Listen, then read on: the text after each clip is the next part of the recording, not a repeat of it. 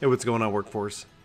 Brian here, and today we're talking about Letter from the Producer Live number 38. Now, it's really early in the morning, so sorry if my voice is a little bit rough. Sorry if it's just a little bit dark in here because it's late.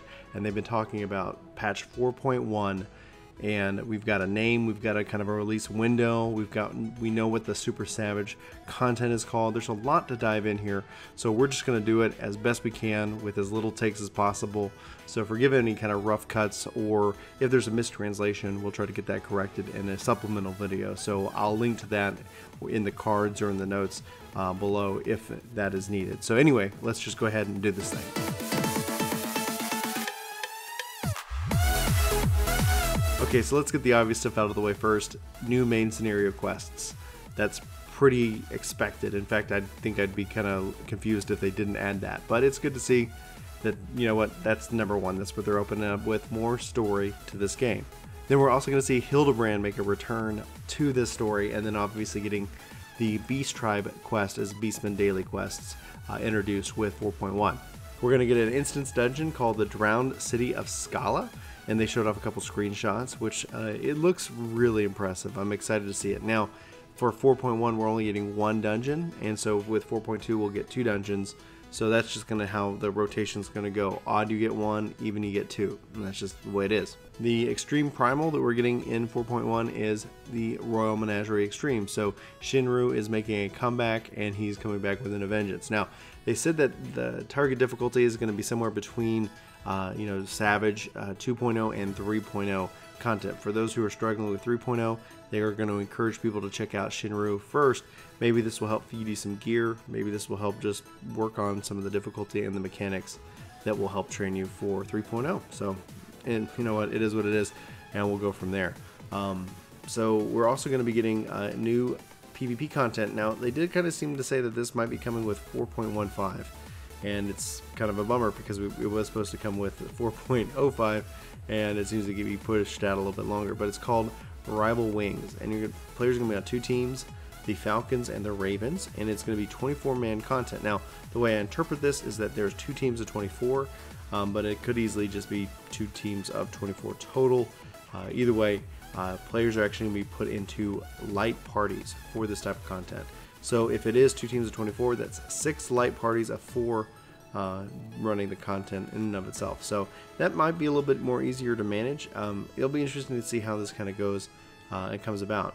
The cool thing is that players are going to be able to kind of take control of these mechs and be able to, and the mechs are going to have specific actions with them. And yeah, there's stronger mechs out there in the field. So they showed us some screenshots. It looks really interesting. I cannot wait to go hands-on with this style of content, with this style of PvP, and see kind of, what it's all about and if it's something that's going to last. But honestly, really excited about it. Can't wait to check it out. So we're getting some battle system updates. They're going to be adding an Alliance raid into the Duty Roulette. This is fantastic and exciting. So they're also saying the Alliance size restrictions are going to be moved. Now, the way I interpret this and the way the forums are talking about it is that we're going to see that the Crystal Tower is going to be adjusted so that it works with 1 tank, 2 healers, and 5 DPS across the board, making it easy to do those type of roulettes. That's how I interpret it. Now, the raid roulettes are going to be those from 2.0 and 3.0, so Crystal Tower and the Mach storyline of raids. So there's going to be 6 options you get queued into. I really am excited to see this, and then as they add more raids, that's going to be great. But they did not say that the newest raid is going to be a part of that roulette. The Lost Canals of Uzanar are going to get another update, and that's where there could be a chance for a map to drop, much like if you do for a treasure box, but while in the canals, that will allow you to progress further within the canals themselves. And plus, they're also planning to add some kind of gambling or some kind of way that you can kind of, double down on your loot drops, and thus kind of try to, get better loot at the risk of maybe losing everything, which sounds really quite interesting, and also kind of gets your heart pumping content for that perspective. So that, there's something else for 4.1 to get involved into. Now, adventure squads are finally going to make their kind of big, leap into playing with you as the player. So they're going to be going into, certain dungeons with you, kind of help train them and lead them. Plus, they're going to break the level cap of 50, and in FFXIV you're going to get glamour, or the ability to glamour them as well. So this is really good, I think, for anybody who has been wanting more from the squadron system. Hopefully this will help bring it more into the forefront and make it just more interesting, especially to be able to go and do some content solo that's pretty outdated. I don't know. Love to know your thoughts regarding squadrons, and obviously we'll see here pretty soon. So then they talk about crafting and gathering item updates that, you know, they're going to continue Zoe's and the more introduction of the custom delivery client along the way. They're moving the weekly reset to what they call Tuesdays.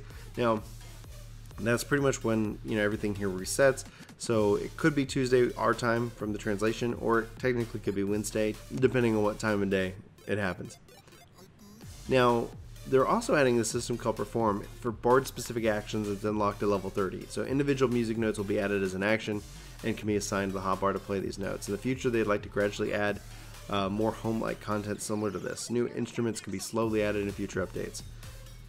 They do note that, however, to make sure that the music is 14 related, they don't mind if you're using it for personal use. However, if songs and music from other titles are being recorded and uploaded frequently, they might have to remove this feature. And so when they say recorded and uploaded, I'm like, are they talking about in-game, or is that talking about for like content creators or anybody who's musically inclined to go and either take something that is copyrighted, put it into this game, or take something that's copyrighted, put it up on YouTube, and who knows, that could cause some problems. But either way, interesting to see where they're thinking. Honestly, it's pretty crazy they're thinking that. I think one of the big changes, you know, we talked about inventory space, and we've talked about it with some of the other interviews and things they talked about, but currencies are moving into the currency tab. So it sounds like those are getting moved out of your inventory. Same thing for ventures. So all of this stuff is going to be managed within that window and control for managing your currencies. And we know Square Enix loves their currencies, so this makes sense. It's rather than an item filling up your inventory, this just is going to get shifted into your currency, and thus hopefully not having to be controlled or managed. Who knows? I could be completely wrong.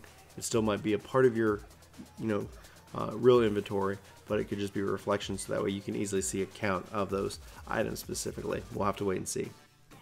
Now, for more system updates, like, you know, the cross-world functionality is being expanded to both the Alliance raids, custom PvP matches, friend registration, and even giving us the ability to do a tell.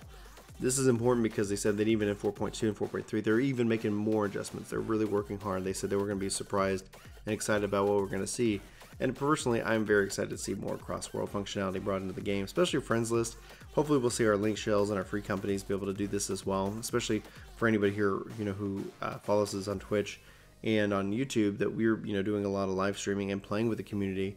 And it'll be nice and easy to be able to kind of just add everybody and then form parties and things like that that are on our data center. So anyway, I'm excited about those features, and I'm very excited. Now, here's the kind of the big thing.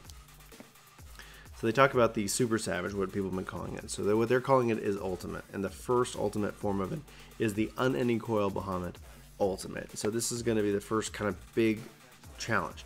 You're going to get some weapons from this content, and you're going to get a token every time. There's no weekly lockout. The weapon is going to be equivalent to the, you know, Delta Savage 4.0. And with this type of content, like every time you run it, you get a token, and you can go change that in for any weapon that you want. And this is great. Now, the screenshot they show off looks phenomenal. You can see Bahaumut, and he's not alone. It looks like it's going to be some very difficult content, and as far as it goes, we'll have to see. We'll have to see what the community, and especially the hardcore raiding community, how they you know, adapt and adjust to this type of content. So now let's talk about the Alliance raid, Return to Ivalice. The name of this patch is actually called The Legend Returns, and it's set for early October. In this, we're going to get the new Alliance raid, Return to Ivalice. I've been thinking this whole time in my mind 12.